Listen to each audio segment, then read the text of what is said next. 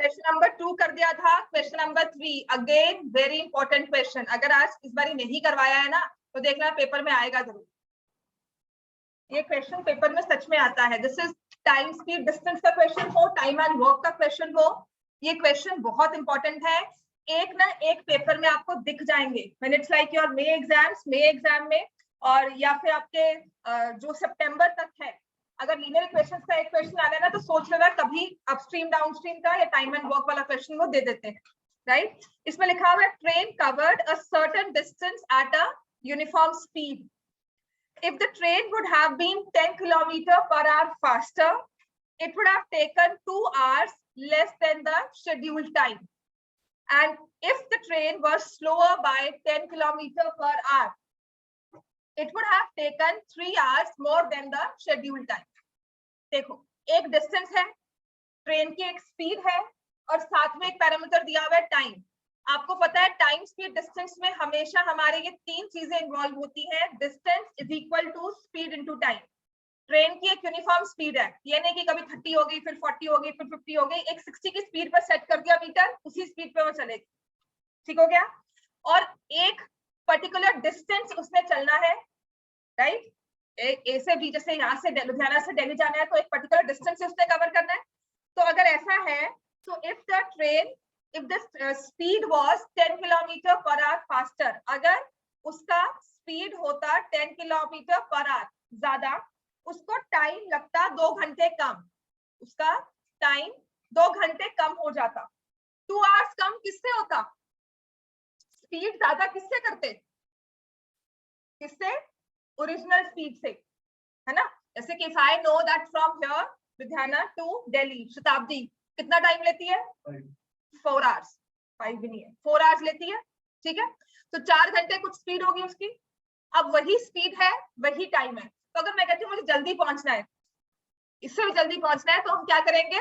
Speed को बढ़ा देंगे, तो उससे टाइम कम हो जाएगा। तो I should have initial speed and initial time. तो इसमें हम वही लेंगे, let the original speed of the train. जो भी ये वेरिएशन हो रही है ये आपकी ओरिजिनल स्पीड से हो रही है। Let the original speed be x kilometer per hour. Let the original time equal to y hours. Kilometre per our और टाइम भी आपका आएगा आवर्स में, आवर्स में, राइट। तो आप बता सकते हो डिस्टेंस कितना है? अगर स्पीड x है, टाइम y है, तो डिस्टेंस कितना होगा? xy के साथ क्या लिखोगे? Kilometres. Distance is xy kilometres. आपने दोनों को मल्टीप्लाई किया है। अब आते हैं जब चेंजेस हो रहे हैं, इसमें हम लिखेंगे केस 1। स्पीड क्या हो गई?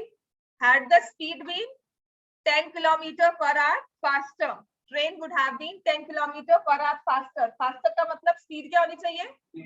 तेज। क्या होना चाहिए? x प्लस तेज, तो हमारा हिंदी या इंग्लिश का वर्ड है, हमारा मैथ्स का वर्ड क्या है? प्लस। तेज के लिए क्या होगा? Plus, right. और अब टाइम क्या हो जाएगा? अब बताओ। 2 hours, it would have taken 2 hours less by -2, ठीक है।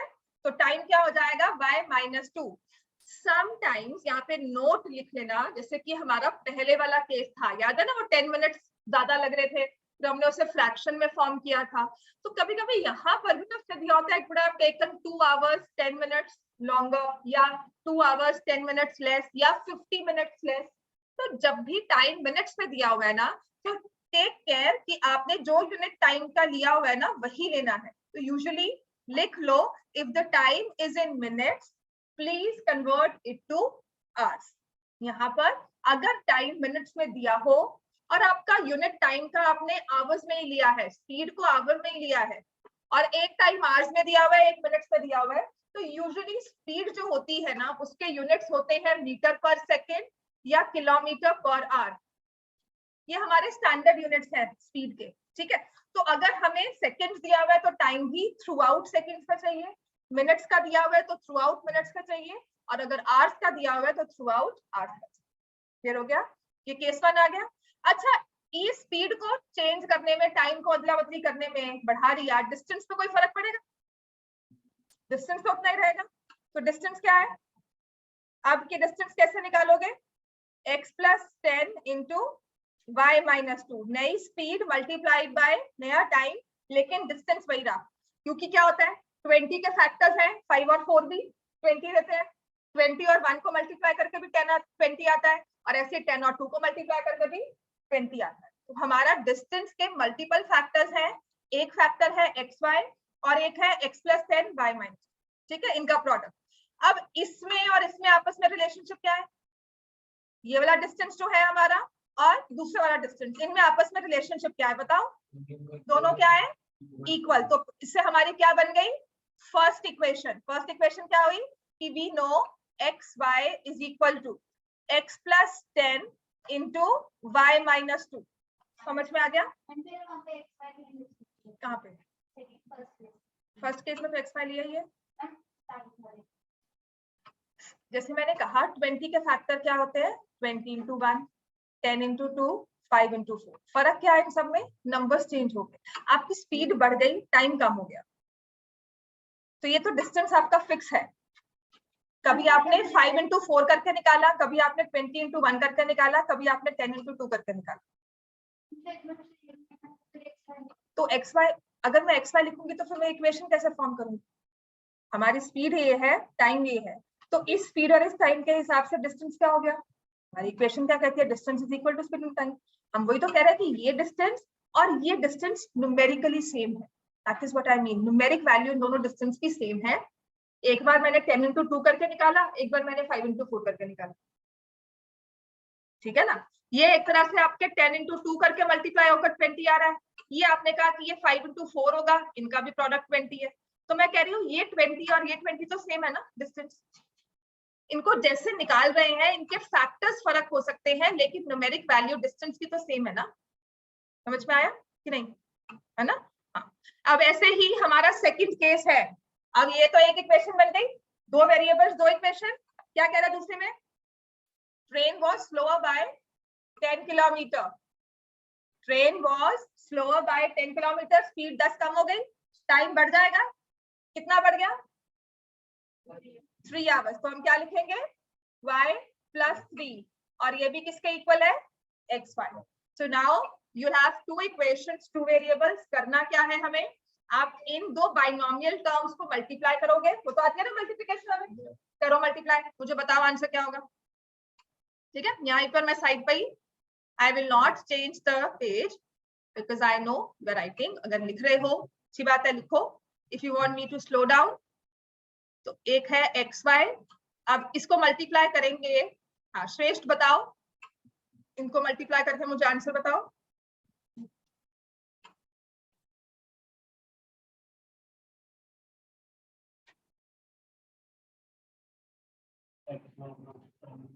श्रेष्ठ कौन है, केस 1 में पहले मल्टीप्लिकेशन करो, binomial x plus 10 y minus 2, ये टर्म्स को मल्टीप्लाई करके मुझे बताओ यहाँ पर कितनी टर्म्स आएंगी। ठीक है, मल्टीप्लाई करो बेटा, टर्म बाय टर्म मल्टीप्लाई करो। कैसे मल्टीप्लाई करते हैं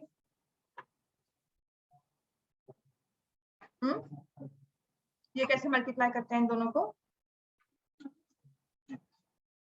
नहीं आता, हाँ भूल गए।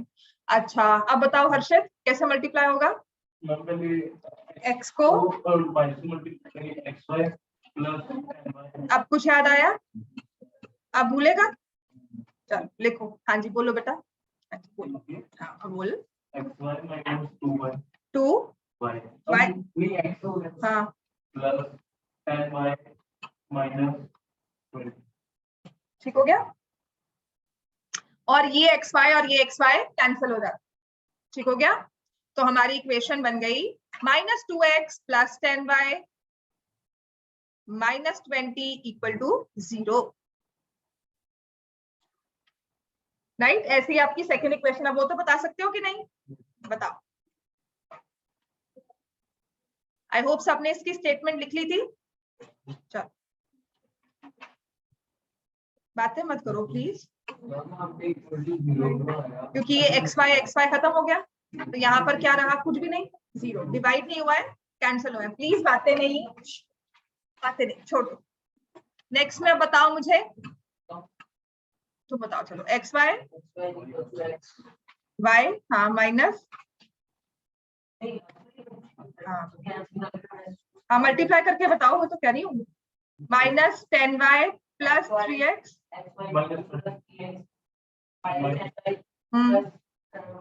-30।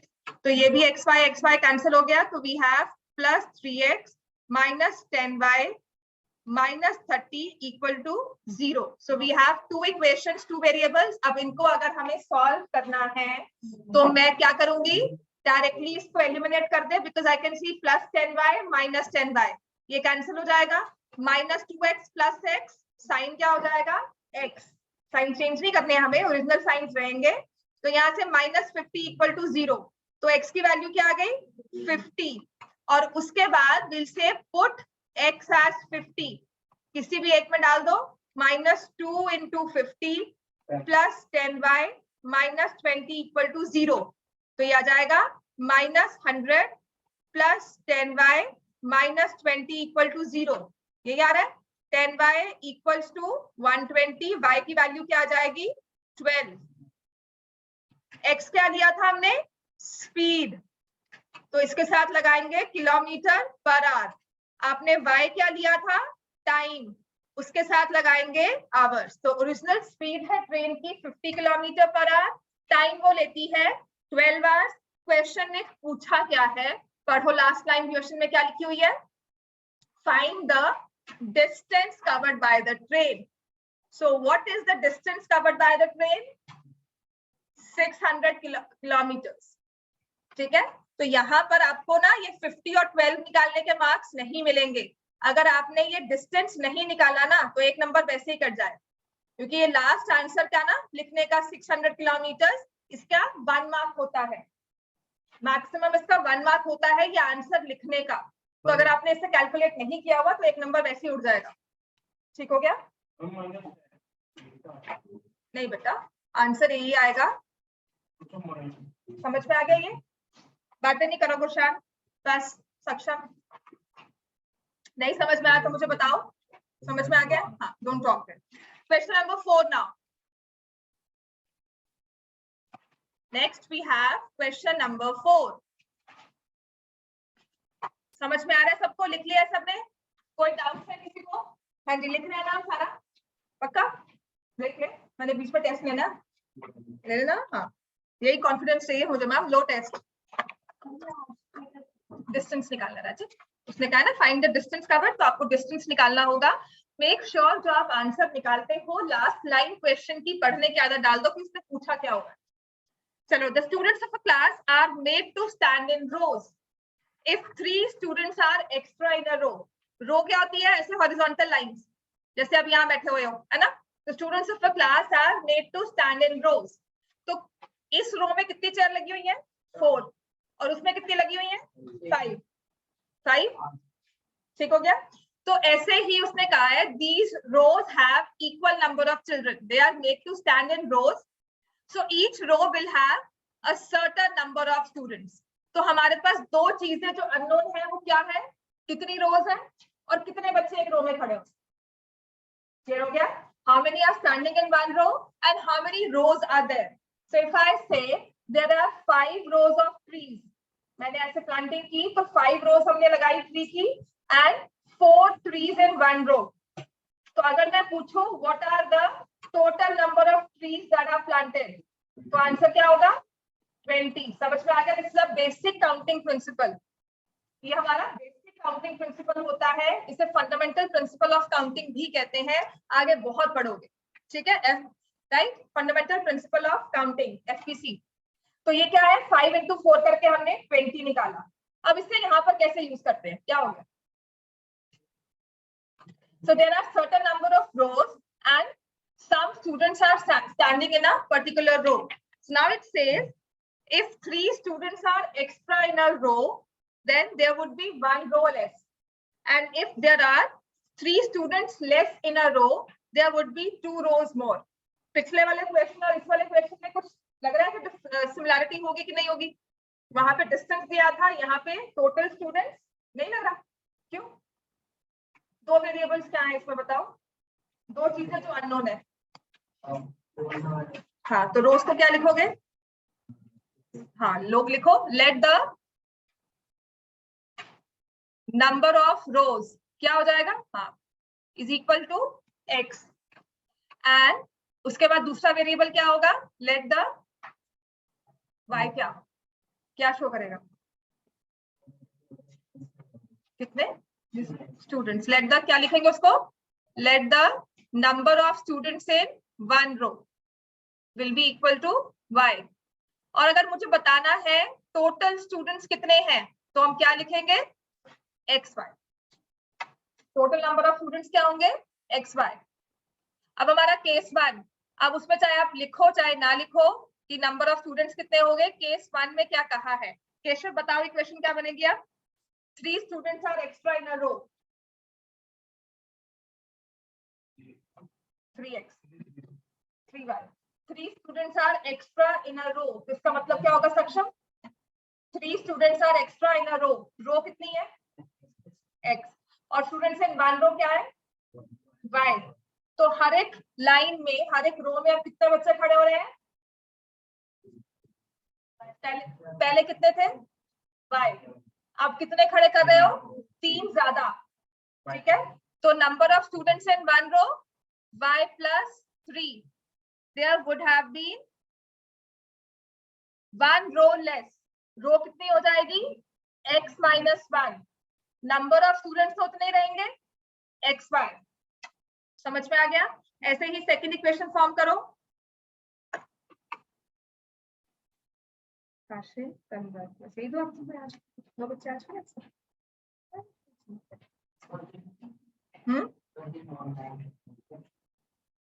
इतनी चिंता है तुम्हें?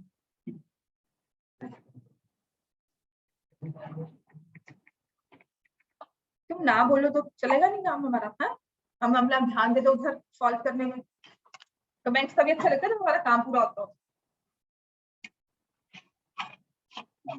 तो सेकंड वाली इक्वेशन क्या बनेगी? बोलो। जितनी देर में हमने कमेंट्स किए उतनी देर में सेकंड इक्वेशन ही फॉर्म कर लेते हैं। बोलो, कर रहा हूँ।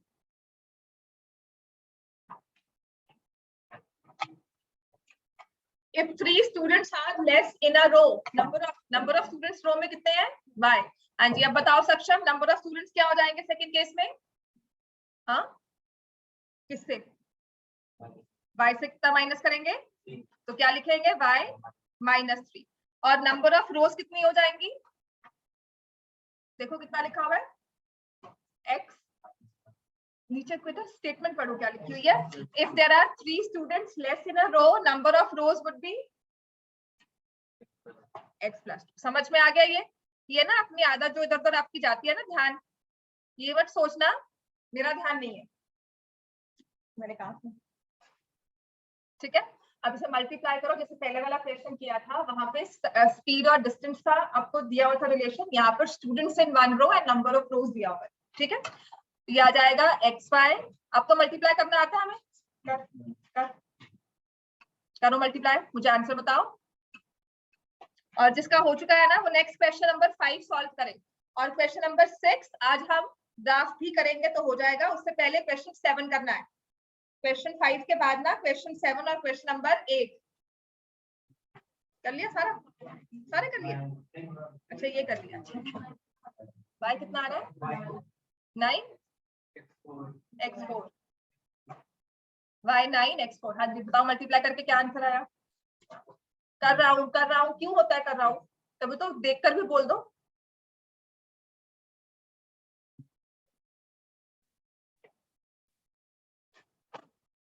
तो हम क्या करेंगे? मल्टीप्लाई करना कैसे होता है ये बताओ। श्रेष नहीं आता तो फिर से पूछो कि मैम नहीं आता। बाय, हाँ, उससे मल्टीप्लाई होगा x माइनस 1। हाँ, और प्लस 3x माइनस 1। लिखो इसको क्विकली और अब मल्टीप्लाई करके आंसर बताओ मुझे। क्लास तुम्हारे लिए वेट करेगी, सच में कह रही हूँ। और नहीं समझ में आएगा तब तक हम आगे क्लास बढ़ाएंगे ही नहीं। तो प्रेशर तुम पे है कि तुम्हें सारे देखना है कि कब श्रेष्ठ बोलेगा और तब क्लास आगे बढ़ेगी। नहीं, आगे करो।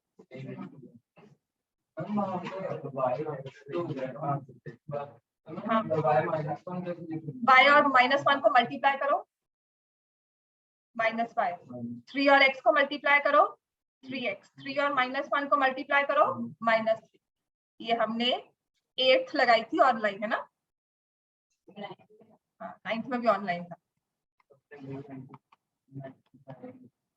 हाँ, 9th में आया नहीं था। ठीक है, ऐसे ही आपकी ये वाली क्या बन जाएगी, xy -3x। अब देखो +2y -6। श्रेष्ठ, एक बात याद रखना, ठीक है, हमने जो मिस किया है ना उसको पूरा भी हमने ही करना है। जो हमने पीछे मिस कर चुके हैं, राइट, जो चीजें नहीं सीखी है वो पूरी भी हमने करनी है, और उसके लिए थोड़ी सी मेहनत एक्स्ट्रा लगेगी। ऐसा नहीं है कि कुछ भी कवर नहीं होता। ठीक है, इस चीज को घर जाकर सॉल्व करना दोबारा से, नहीं समझ में आएगा तो फिर पूछना। ठीक है, तो ये माइनस और प्लस हो गए आपस में कैंसल, +2y -5 हो गया y, और -9 = 0, तो y की वैल्यू आ गई 9। अर्जुन, हम बैठकर ऑनलाइन काम कर रहे हैं कि सो गए? नहीं सोए मैम। हाँ, वेरी गुड। -3x + 2 × 9 -6 = 0। तो x की वैल्यू क्या आ जाएगी यहाँ से, 4। ये देखो ना, 18 - 6 हो गया, +12 जाएगा -12, -3 और -12 में से माइनस कट गया, और 3 और 12 में से 4, राइट? तो मतलब 4 आ गया, x की वैल्यू 4। तो उसने यही कहा है number of students in the class. Total number of students आप क्या लिखोगे, 9 × 4, there are 36 students in the class. समझ में आ गया? अब आ जाओ इसके बाद क्वेश्चन नंबर 5। हाँ जी, ज्योमेट्री का क्वेश्चन आपकी लीनियर इक्वेशंस में, और यहाँ पे भी सप्लीमेंट्री एंगल सीखा नहीं छोड़ेंगे। क्यों? 3 एंगल्स ऑफ अ ट्रायंगल।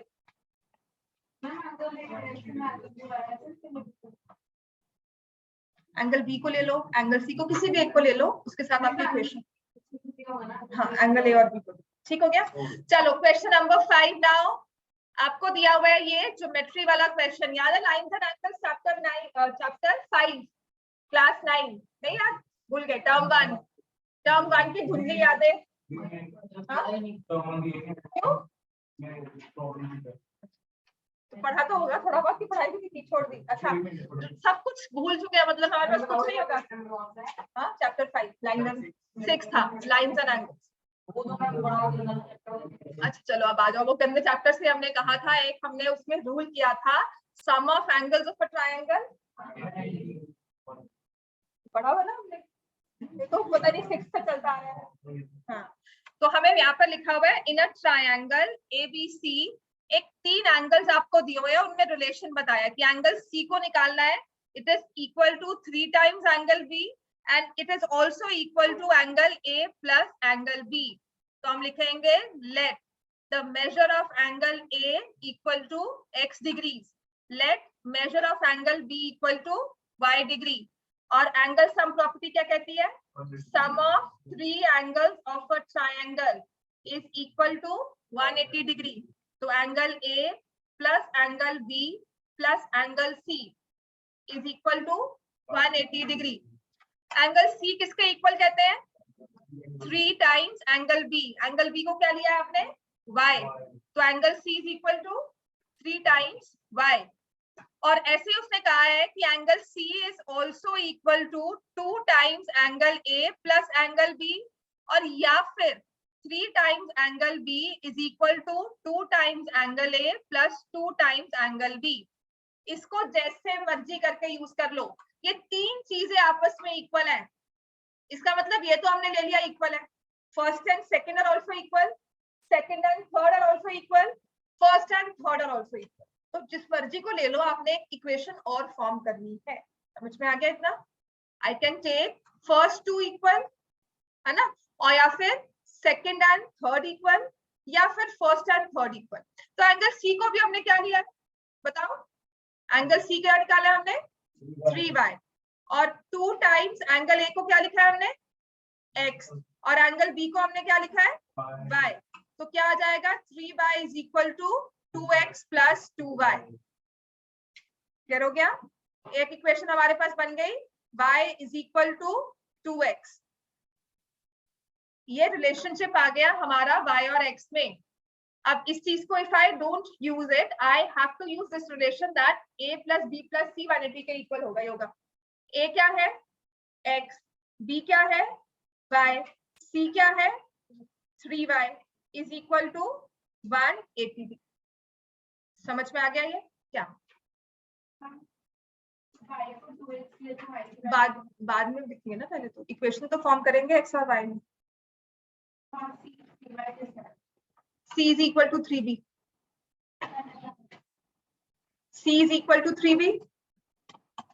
कहाँ समझ नहीं आया मुझे बताओ, एक बार छोड़ो आशनी, एक बार हाँ बोलो। Angle C is equal to 3y। आ गया। एंगल C किसके इक्वल लिखा हुआ बेटा? 3b, और b को तुमने क्या लिया y, तो 3y हो गया। उसके बाद मैंने क्या किया, मैंने कहा ये एंगल C इसके भी इक्वल है, ठीक है। तो C को हमने लिया 3y, वो यहाँ डाल दिया। A को मैंने क्या लिया हुआ था x, वो सब्स्टिट्यूट यहाँ रख दिया। फिर B को क्या लिया हुआ था y, वो यहाँ लिख दिया। अब मेरे पास x और y में जो चीज ABC में थी ना, उसे लिखना भी मुश्किल हो रहा था, उसको मैंने xy में अपना पूरा लिख दिया। इसको सॉल्व करो, 3y equal to 2x plus 2y, ये 2y यहाँ जाकर माइनस हो जाएगा, 3y माइनस 2y कितना आ गया y, और यहाँ राइट हैंड साइड में क्या रह गया 2x। अब मेरे पास ये आ गया relation between x and y, कि y ना 2 का डबल x का डबल है, ये तो पता लग गया। इसके बाद हम क्या करेंगे, सम ऑफ 3 एंगल्स, ये हमें अपने आप से यूज करना है, ये आपको क्वेश्चन में दिया नहीं जाएगा, ठीक है, कि हमारा 3 एंगल्स का क्या आता है, सम है 180 डिग्री। तो अब मैं इसमें a plus b plus c की वैल्यूज पुट करूंगी कि a क्या है x, b क्या लिया हमने y, c क्या लिया है 3y, सम क्या है 180। अब आपके पास ये आ जाएगा x plus 4y is equal to 180, है ना। जब भी लीनियर इक्वेशन 2 वेरिएबल्स में सॉल्व करनी है, कितने हमें इक्वेशंस चाहिए 2, तो एक इक्वेशन ये बन गई। इससे डिफरेंट इक्वेशन क्या है y इक्वल टू 2x, जिसे हम क्या कहते हैं, वी विल सब्स्टिट्यूट, ठीक है ना। तो put y is equal to 2x, समझ में आ गया क्या? जो 3y equal to 2x plus 2y, तो हम उसको ऐसे 2x plus 1, 2x plus y क्यों, वो माइनस 2x माइनस y भी लिख सकते हो, या y माइनस 2x आइदर, ठीक है। तो अब हम क्या करेंगे, x plus 4 into 2x is equal to 180 degree, ये x और ये 4 2s आर 8, 8 और 1 बन जाएगा 9x is equal to 180 degree, और x की वैल्यू क्या आ जाएगी 20 डिग्री। तो एक एंगल आपके पास है 20 डिग्री, दूसरा एंगल क्या है y, आप करोगे y is equal to 2x, यहाँ पे लिख दोगे 2 इंटू 20 विच इज 40 डिग्री, और एंगल C क्या है 3y, 3y का मतलब 3 इंटू 40 विच इज 120 डिग्री। यहाँ पर आकर एक बार चेक कर लिया करो कि क्या एंगल्स का सम 180 बन गया ना, तो चांसेस हैं कि आपका आंसर सही है।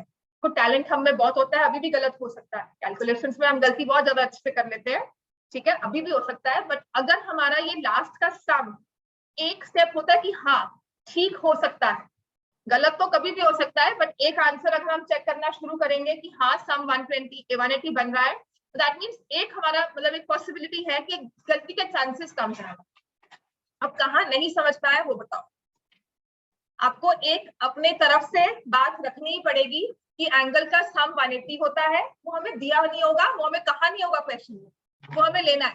तो अगर एक क्वाड्रिलेटरल दिया होता, एंगल्स ऑफ क्वाड्रिलेटरल दिया होता, तो हम क्या यूज करते हैं उसमें, सम ऑफ ऑल एंगल्स 360, तो वो दो एंगल्स 4 एंगल्स है ना, उनके आपस में कोई ना कोई रिलेशनशिप दिया होता और वो दो इक्वेशंस फॉर्म हो जाती। समझ में आ गया? यहाँ पर ऐसे वाले क्वेश्चन में कुछ चीजें हमें अपने आप से लेनी होती हैं। फॉर एग्जाम्पल आपको याद होगा आपने लास्ट ईयर पैरेलल लाइंस की थी, तो आपको एक्स और वाई में एंगल्स लिखते थे, पैरेलल लाइंस, ट्रांसवर्सल और एंगल्स डिफाइन कर दिया। अब वो कॉरेस्पॉन्डिंग एंगल्स है, ऑल्टरनेट इंटीरियर है, वो आप अपनी ऑनर से लेते थे, उसने कहा था कि कॉरेस्पॉन्डिंग एंगल्स लेके सॉल्व करो बिकॉज दे आर इक्वल, अब नाउ फॉर्म इक्वेशंस। समझ में आ गया? तो ज्योमेट्री के रूल्स को हमें खुद से सोचकर उन्हें अप्लाई करना है, राइट? अब आते हैं इसके बाद क्वेश्चन नंबर 8, क्वेश्चन 5 के बाद will come to question number 8 because again a question on geometry, हमारी सर्कल्स का क्वेश्चन आ गया। इसमें लिखा है ABCD is a cyclic quadrilateral. हाँ जी, साइक्लिक क्वाड्रिलेटरल क्या होता है? तो टर्म 2 में पढ़ा था। हाँ जी, ऑपोजिट एंगल्स आर सप्लीमेंट्री। वो तो चलो ठीक है, लेकिन साइक्लिक वैसे क्या होता है? अच्छा, वेरी गुड। और जिसके चारों वर्टिसेस सर्कल पे लाई करते हैं, चारों साइड से साइकिल्स पे लगती है, सर्कल पे लगती है। तो साइक्लिक क्या होता है? when all the 4 vertices of a quadrilateral lie on a circle, when I can draw a circle passing through all the 4 vertices, so such a quadrilateral is called cyclic. हर एक quadrilateral के around circle नहीं बन सकता। हर एक quadrilateral के around circle हर एक quadrilateral के around circle नहीं बन सकता। समझ में आ गया? तो जिन क्वाड्रिलेटरल्स के अराउंड सर्कल बन जाता है उन्हें हम कहते हैं साइक्लिक क्वाड्रिलेटरल। और एक रूल जो आपको याद करना है वो क्या होता है? Opposite angles of a cyclic quadrilateral are supplementary. Opposite angles of a cyclic quadrilateral are supplementary. Supplementary का मतलब क्या होता है? सम क्या होगा? 180। सप्लीमेंट्री मतलब जिन भी चीजों का सम 180 हो। ठीक हो गया? नेक्स्ट, अब उसने कहा है ABCD is a cyclic quadrilateral. तो कुछ ऐसा ABCD, my figure is not drawn as per the given diagram, but ऐसा ही है, सर्कल और क्वाड्रिलेटरल उसके बीच में ऐसे नेम दिया हुआ है ABCD। अब यहाँ लिखा हुआ है इस वाले एंगल को 4y प्लस 20, D को लिखा हुआ है -7x प्लस 5, C को लिखा हुआ है -4x और B को लिखा हुआ है 3y माइनस 5। ये लिखा है ना? तो अब हमें पता है ऑपोजिट एंगल सप्लीमेंट्री और ऑपोजिट सारे एंगल्स की वैल्यू दी हुई है एक्स वाई में, कुछ भी सपोज नहीं करना है हमें।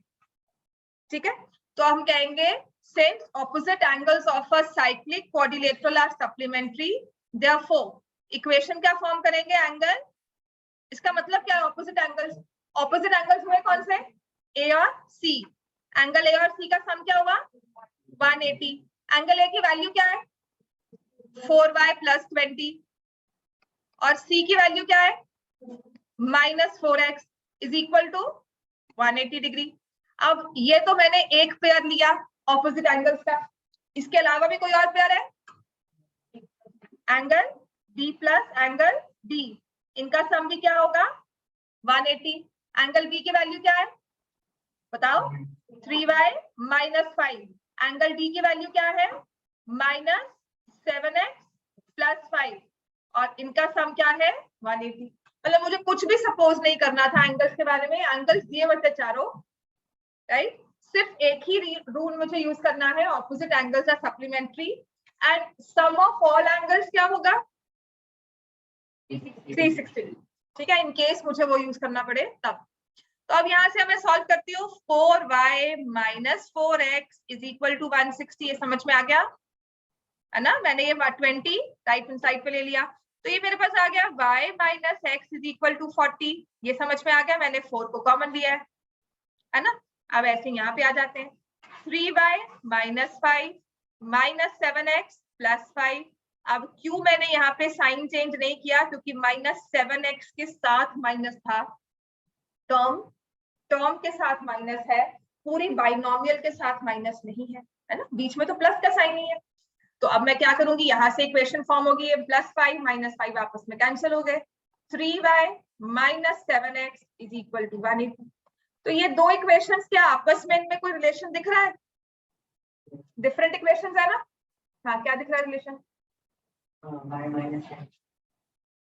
अच्छा, रिलेशन का मतलब क्या है कि if you see these equations, कुछ लगता है कि ये सेम है या क्या लगता है कि इससे आंसर आएगा कि नहीं मुझे और इक्वेशन फॉर्म करनी पड़ेगी? आ जाएगा ना? तभी मैंने कहा था आपको सम ऑफ ऑल एंगल्स यूज करने की जरूरत नहीं पड़ेगी। ठीक हो गया? y माइनस x और 3y माइनस 7x ये डिफरेंट इक्वेशंस हैं। इसमें इनफाइनाइटली मेनी सॉल्यूशंस नहीं है, पैरेलल लाइन से तुमने वो किया नहीं हुआ है ना? a1 by a2, b1 by b2, c1 by c2। अच्छा, ठीक है, तो इसमें अब हम क्या करेंगे? y minus x is equal to 40।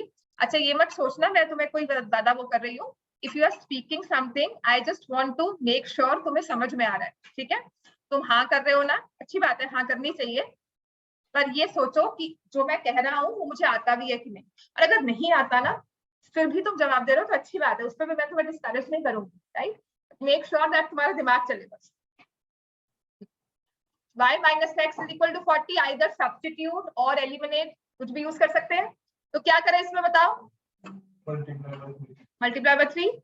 हाँ जी श्रेष्ठ करो, मल्टीप्लाई करो। तुम्हारे एक्सप्रेशंस ना आज बहुत ब्लैंक है, तभी मैं तुमसे बार बार पूछ रही हूँ, ठीक है। अब तो हमें साइंस चेंज करने पड़ेंगे। 3y cancel, minus 4x is equal to minus नहीं प्लस 60। तो x की वैल्यू क्या आ गई? माइनस 15। अच्छा x माइनस 15 आ सकता है? क्यों नहीं आ सकता?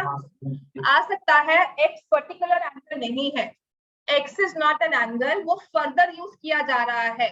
आपके पास देखो ना एक एंगल दिया हुआ है माइनस 4x, तो how can angle be minus 4x? That means उसका जो हमारा वेरिएबल साथ में है, उसका जो फैक्टर साथ में हमने लिया हुआ है वो नेगेटिव है, तभी वो एंगल पॉजिटिव हो जाए, ठीक है। अगर अकेला x, अगर ऐसे दिया होता ना राजे, ये हमारा क्वाड्रिलेटरल दिया है और मैं कह रही हूँ यहाँ पर माइनस है, यहाँ पर x एंगल है, ये अकेली वैल्यू x जो है वो नेगेटिव नहीं हो सकती, बिकॉज यहाँ पर x जो है वो शो करता है एंगल। लेकिन यहाँ पर आपने डायरेक्टली x नहीं यूज किया है, आपने यूज किया है x को कोएफिशिएंट्स के साथ, तो आपकी टर्म है माइनस 4x, ठीक है ना।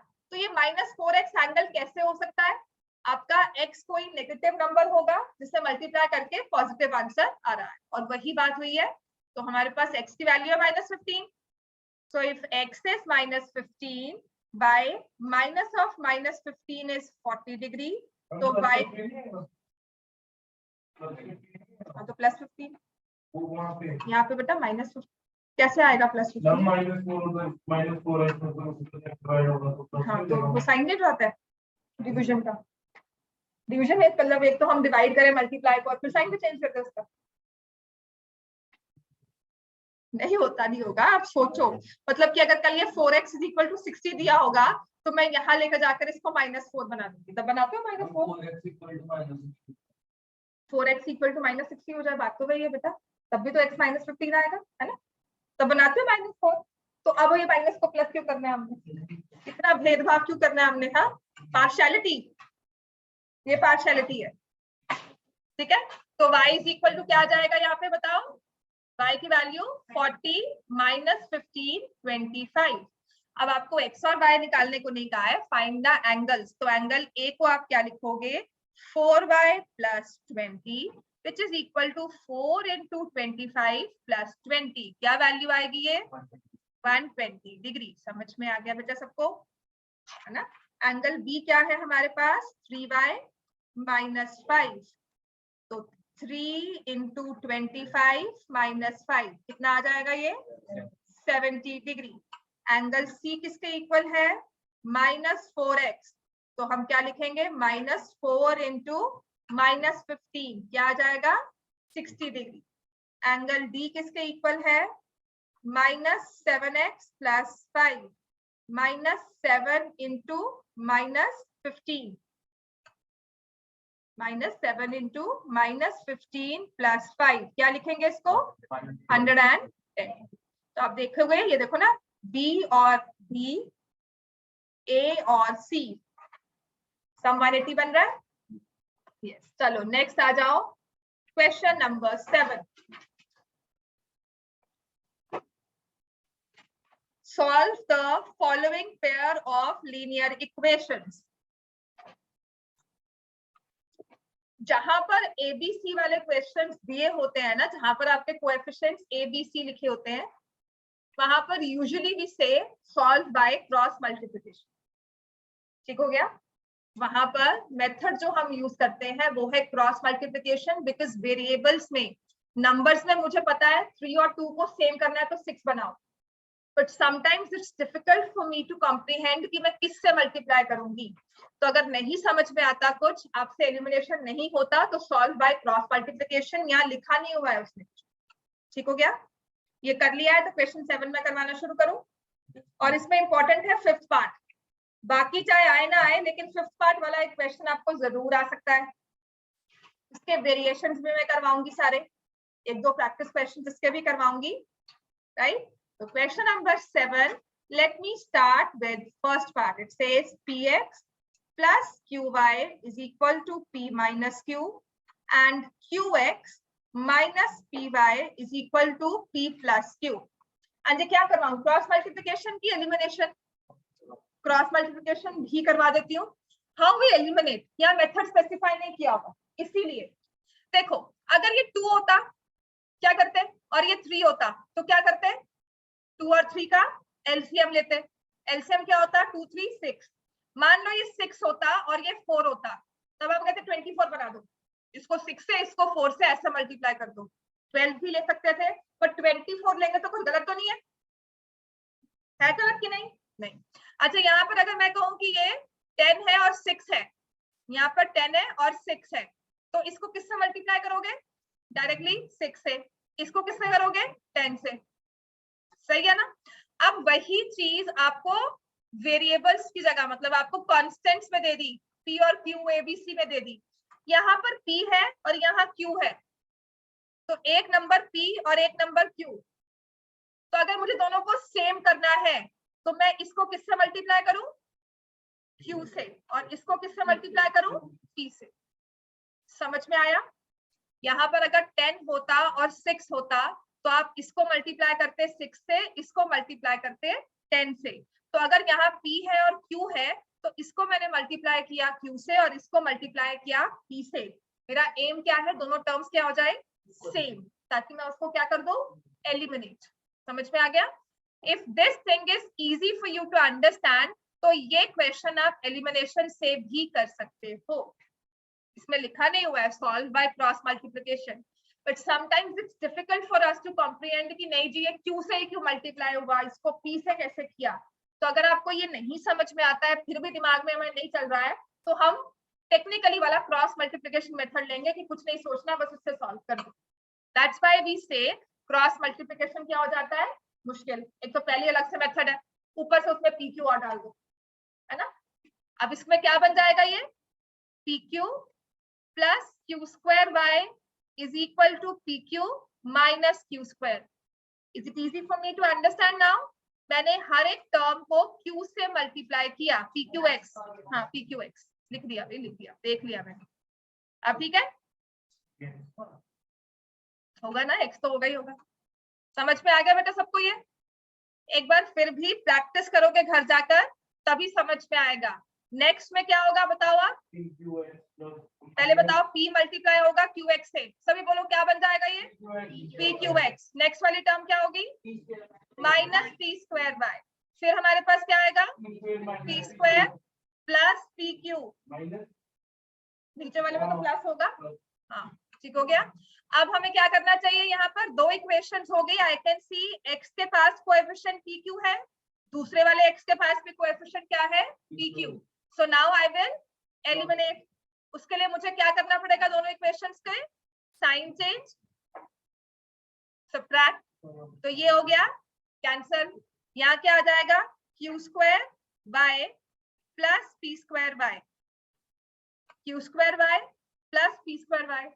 अब यहाँ पर क्या आ गया, pq minus q square minus p square minus pq, pq minus q square. नीचे वाली ये वाली टर्म के साइन चेंज हो गए, ये प्लस का साइन माइनस बन गया तो मैंने लिखा माइनस p स्क्वायर, ये प्लस का माइनस pq बन गया तो मैंने लिखा माइनस pq। कैंसिल क्या हो गया, ये प्लस वाला और ये माइनस वाला। तो ये हमारे पास अब सॉल्व होकर क्या हो जाता है, q square plus p square, y को मैंने ऐसे कॉमन ले लिया दोनों में से, और लास्ट में देखो यहाँ पर मेरे पास राइट हैंड साइड में बन रहा है minus q square minus p square. तो y को हम क्या लिख देंगे, यहाँ मैंने ये माइनस कॉमन ले लिया, q square plus p square, और नीचे भी जब आया तो आया p square plus q square. तो ये अब पूरी टर्म और ये पूरी टर्म सेम हो गई, ये कंप्लीट कैंसल हो गया। y की वैल्यू क्या आ गई, -1। ठीक है, and we say further put y as -1, तो ये आ जाएगा px minus q is equal to p minus q। y की जगह हमने क्या पुट किया, -1 यहाँ पर, तो ये आ गया -q और यहाँ पर p माइनस q, ये भी कैंसिल हो गया। तो px is equal to p या फिर आ गया x is equal to 1, right. ये है एलिमिनेशन। पर ये नहीं समझ में आता है अगर तो इसे सॉल्व कर सकते हैं। px is equal to p, x is equal to p upon p। ठीक है, तो अभी ये एक बार हम ट्राई कर लेते हैं, how do we do it by cross multiplication. तो आपके जो बाकी वाले क्वेश्चन है ना, सेकंड, थर्ड, फोर्थ, वो होमवर्क हो जाएगा। घर से एक बार ट्राई जरूर करना, और कल क्लास है आपकी 2 o'clock।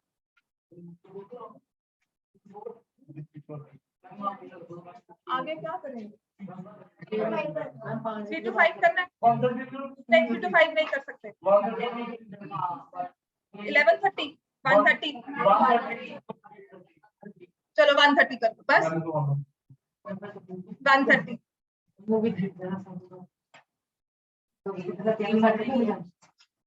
1:30 to 3:30 है। ठीक है, इतना तो ठीक है। साइंस क्लास कब है? कल 12 से 1:30 बजे तक है। चलो ठीक है, 1:30 आ जाओ। ठीक है, अब तो खुश हो? कोई बात नहीं, तुम लेट जितना मर्जी हो, काम मैं उतना ही करवाऊंगी। चलो अब देखो ये वाला question, px plus qy is equal to p minus q, cross multiplication ना करवाऊं? क्यों, समझ में आ गया? चलो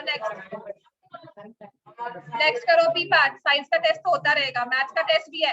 ax plus by equal to c, bx plus ay equals to 1 plus c।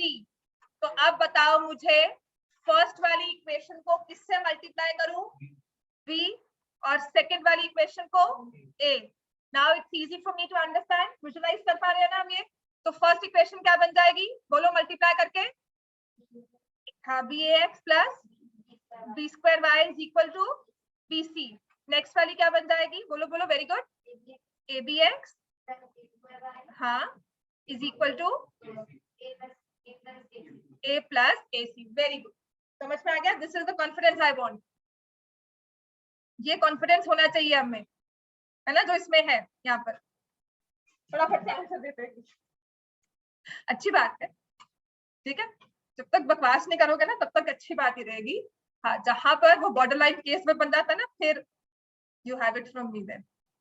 ठीक है ना, अब ये माइनस किया हमने, राइट, एलिमिनेशन कर रहे हैं, तो ये आ जाएगा BC minus A minus AC। समझ में आ गया बच्चे ये, है ना?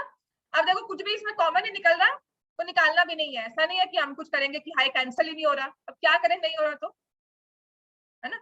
यहाँ पे मैंने y कॉमन लिया, b square minus a square is equal to BC minus a minus AC। अब y की वैल्यू क्या आ जाएगी, BC minus a minus AC upon b square minus a square. Is it right? ये समझ में आ गया हमें? y is equal to BC minus a minus AC upon b square minus a square. ये समझ में आ गया हमें? राइट, राइट, है ना? ये तो वैल्यू आ गई। अब इसको सॉल्व मैं क्या करूं भाई, मैं नहीं सॉल्व कर पा रही हूँ, कुछ भी कॉमन, कुछ भी कैंसिल नहीं हो रहा, तो ये ऐसे तो रहेगी। अब हाँ, ये आंसर है बेटा। अब तुम कहो मैम 62/17 आंसर क्यों आ रहा है? वो नंबर है, उसको आप नहीं कैंसिल कर पाओगे तो मैं क्या करूँ? वो 51/17 नहीं आया, क्यों नहीं आया? क्योंकि वो नंबर्स ऐसे हैं, है ना? तो अब पुट हम करेंगे y is equal to BC minus a minus AC upon b square minus a square, है ना? ये कोई ऐसी कॉम्प्लेक्स सी फ्रैक्शन है जिसे आपने सॉल्व किया था, एक 47 वाला नंबर नहीं बनकर आया था एग्जांपल्स में? ये है by 47 by 49।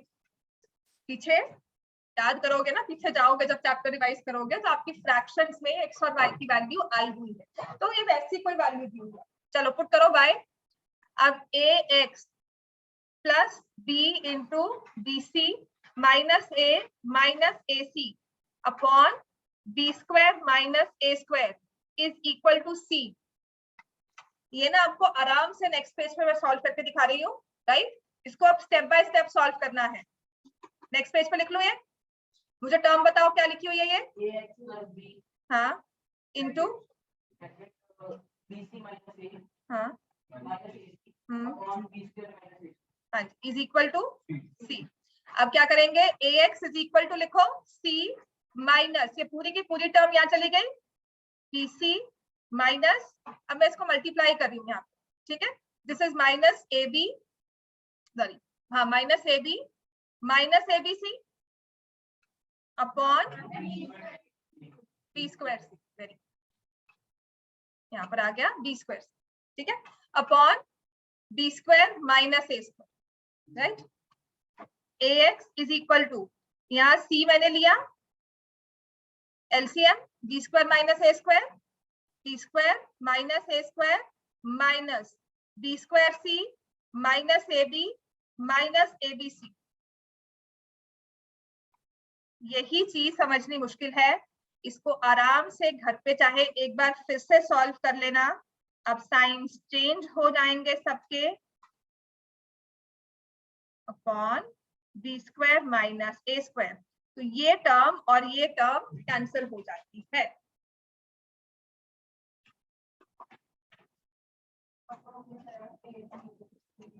ये देखो ना c इंटू बी स्क्वायर मैंने एलसीएम लिया, एलसीएम बी स्क्वायर, ठीक है ना।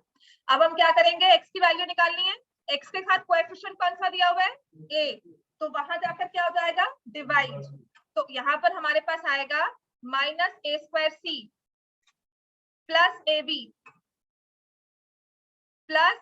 सी अपॉन बी स्क्वायर माइनस ए स्क्वायर, ये था ax इसके इक्वल, x लिखोगे minus A square c plus a B C upon B square minus A square, और जो ये x के साथ a था it will come in the denominator, divide हो जाएगा। अब ये अब ऊपर में कुछ कॉमन दिख रहा है हमें, नहीं a, तो पहले मैं a कॉमन ले लूंगी, तो ये आ जाएगा minus A C plus B C upon ये a यहाँ पर बी स्क्वायर माइनस ए स्क्वायर। अब क्योंकि a ये पूरी टर्म के साथ कॉमन निकला है, मल्टीप्लिकेशन में ऊपर टर्म्स दी हुई है और नीचे भी मल्टीप्लिकेशन में है, तभी मैंने इस फैक्टर को कैंसिल किया। अदरवाइज ये ऐसा नहीं है कि यहाँ पे मुझे अब फिर से ए स्क्वायर दिख रहा है और मैंने कहा ये है और ये स्क्वायर कट गया, ऐसा नहीं कर सकते हम, ठीक है। चलो ये हमारा आंसर आ गया। कल आपकी क्लास है एट 1:30,